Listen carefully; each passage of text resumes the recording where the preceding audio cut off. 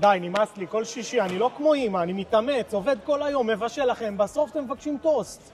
אבא, זה לא הטוסט, זה הקוסקוס שלך, הוא יבש. מה, הקוסקוס יבש? אז אני ארטיב אותו עם מים. וגם הקציצות שלך מתפוררות. זהו, נמאס לי, אז אצלי בבית אל תאכלו, לכו לאמא.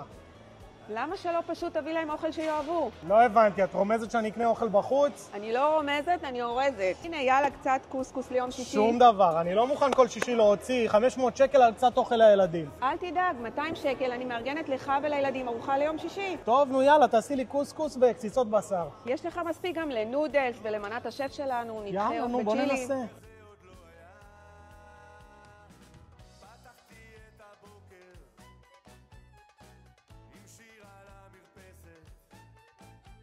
בבקשה, הנה הזמנה שלכם, שיהיה לכם שבת שלום. יש! סוף סוף אוכל טעים, לא כמו שלך. וואלה, צדק, ו-200 שקל כל זה. זה מספיק לך? ברור, זה מספיק גם לשבת.